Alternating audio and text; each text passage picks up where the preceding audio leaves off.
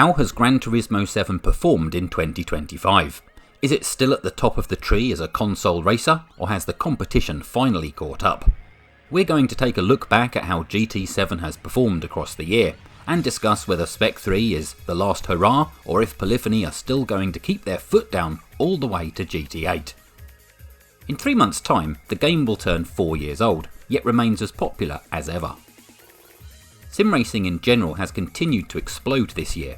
We've had plenty of new titles such as Le Mans Ultimate, Project Motor Racing, Rennsport and NASCAR 25, not to mention a slew of early access programs for games like Assetto Corsa Evo, Wreckfest 2 and AC Rally. Most of these games are great, but these days all games evolve, and just like the industry veterans of iRacing, ACC, Race Room, etc., Gran Turismo 7 has continued to deliver new content to keep engagement with its player base throughout the year. But has GT7 really delivered enough? Well, I guess this is subjective based on your own opinions, but when stacked against the competition, I think it's performed rather well, but I do still have some big frustrations in some areas. Across the year, we saw 10 update packages, delivered monthly with the exception of a gap ahead of the December Spec 3 launch, all of which were provided free of charge.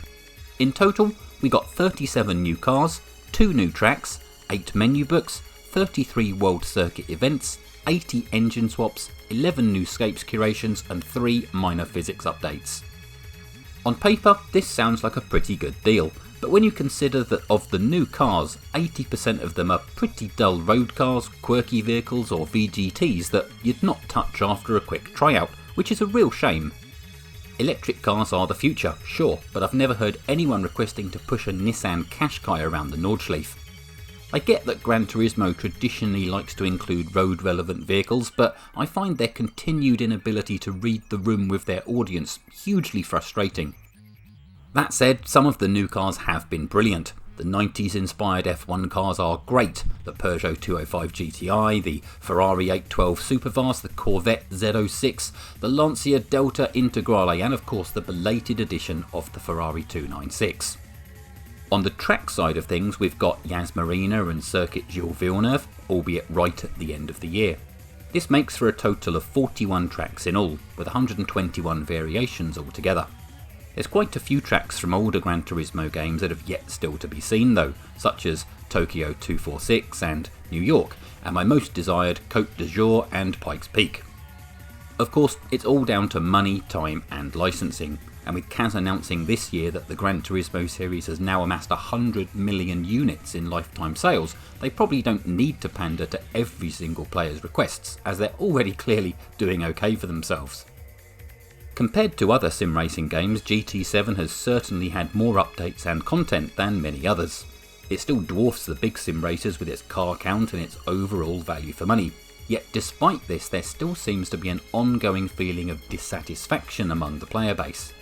We love the game, sure, but even after nearly 4 years there's still things that need to be addressed, and the most frustrating thing is that to us they seem like relatively simple fixes. For example, we all want greater variety in daily races, a 4th weekly event or some form of endurance race each week, but we never see it. We want more variety in the daily races instead of the usual combinations of track and car classes. We want more engaging weekly challenges in the single player content, and even now we see a whole host of tracks that are yet to support night racing or wet weather. Spec 3 is great, but there's no point giving long-term players a raised level cap and extra menu books when we've already done enough to earn all those in-game rewards before. These are just some of the things that hold the game back from really standing tall among its peers. We do have to accept that the Gran Turismo brand also has to remain attractive to casual players too, and of course it's still the best-selling franchise across the entire history of PlayStation, and rightly has to maintain this gold standard to ensure future resources for future games. I don't want to say it's purposely restricted, but it certainly feels as if it's curated to offer just enough but not quite everything to keep you yearning for that drip feed of new content. Still, I don't want to sound too negative about this. I definitely appreciate free new content. Very few games still operate in this way, and the addition of December's Power Pack paid DLC is still only the first paid expansion the series has seen. And considering I've ploughed over 1,000 hours into GT7, the game provides exceptional value for money. and in return I get to enjoy what is, I think, the best all-round racing game that money can buy. I don't have the skill to compete at a professional level, and while I love daily races, I also appreciate just being able to go and mess around with a drift car or tickle some nostalgia in a perfect recreation of my old Ford Escort. One more thing I absolutely can't understand though is the lack of a timing tree in VR. GT7 offers the most all-round accessible and affordable VR experience in all of sim racing, yet adding something as simple as a delta time to the HUD seems beyond Polyphony's capability for some unknown reason. Until 2025, GT7 has enjoyed a monopoly on console formats, with only Forza Motorsport really providing any competition. This year we've seen new players enter the console space with Rensport and Project Motor Racing, and future competition likely to come from Le Mans Ultimate and Assetto Corsa Evo. But so far Gran Turismo shows no sign of slowing down. Rensport and Project Motor Racing both launched with unfinished elements, numerous bugs and lacking in content, effectively waving Gran Turismo by as it continues down its own dominant path. Perhaps in the future we can hope to see the big PC sim racers finally appear in the console space.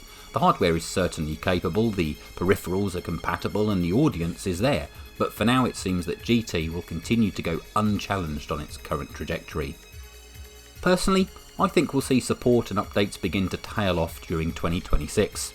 There definitely won't be any more upgrades like Spec 3, and surely by now development of GT8 must be well underway. Based on the historical pattern of PlayStation with a Pro console variant and tech specs leaking, we can expect to see PS6 launch around late 2027 or early 2028, so there's still a long way to go, but for now, Gran Turismo 7 is still the king of its domain. In summary, I'm giving GT7 a B- for 2025. There's been good ongoing support, particularly around World Series esports and Spec 3. We've seen plenty of updated content, but not always the right content. Polyphony sees us but doesn't always quite hear us, it seems, but compared to the competition, GT still offers enough for it to remain my console racer of choice for next year. I'd be very interested to hear what grade you'd give GT7 for the year. Let me know in the comments, I do try to respond to everyone. And if you do enjoy racing games in general, perhaps consider subscribing so you can catch my other content. Thank you for watching, bye for now.